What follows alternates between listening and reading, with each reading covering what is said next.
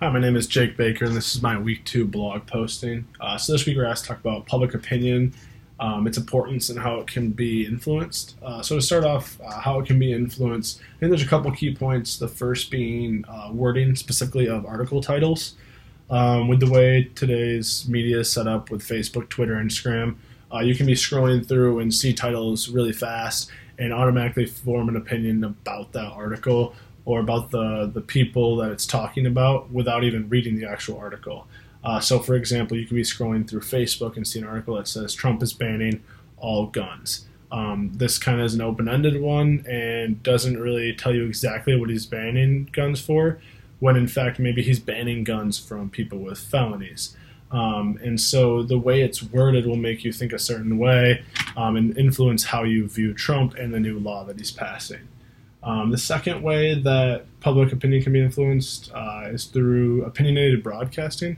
And so how we view news stations, as we all know, there are news stations that skew in certain directions of political parties. So, for example, Trump can pass a law banning guns in America for people with felonies. And Fox News and CBS News may portray that in different light, whether that's positive or negative, and whether you watch Fox or CBS could influence your opinion of Trump and this law. So if Fox News is portrayed in a positive light, and I'm watching that, maybe I think that what he's doing is awesome, it's great, he's going in the right direction. But if you watch CBS News and they're portraying it in a negative light, then you may think Trump sucks and what he's doing is terrible. And we'll have different opinions. The third bullet point, talk about PR managers and kind of what they do. A couple of their jobs start with help with communication skills. So I'll continue to use Trump in politics as an example just because it's easy.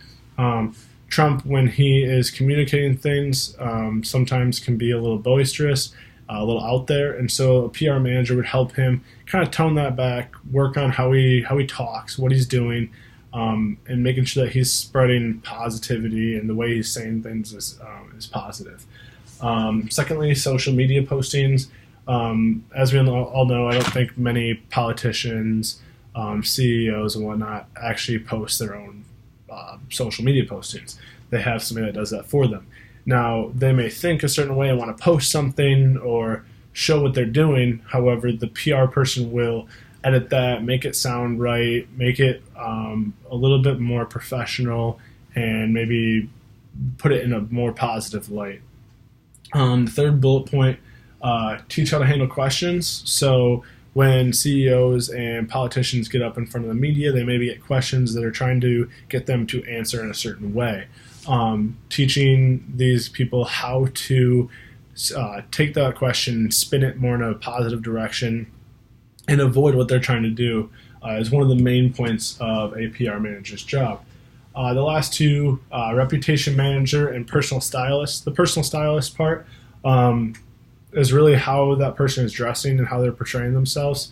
So you help with what they're wearing and how people are seeing them in the public eye, and to help influence how people or what their opinion of the person is.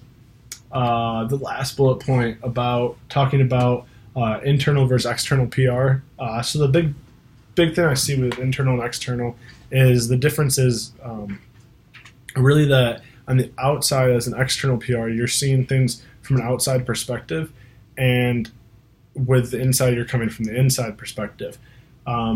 As an internal PR person, I think you have a little bit more weight on your shoulders as far as your job, because at the end of the day, the PR that's being put out also has a personal effect on you as a part of that company, whereas the external PR person might not have that weight because at the end of the day, that company doesn't really affect them personally. They're just doing a job. And so I think that's kind of the big difference in between internal and external PR. And I answered in my discussion board saying that I think I would rather be internal because of that weight, because I think it would motivate me to do a better job, knowing that something could possibly come back and bite me in the butt or make me look negative. So that's going to do it for my week 2 blog posting. Thank you all for listening and watching. Appreciate it.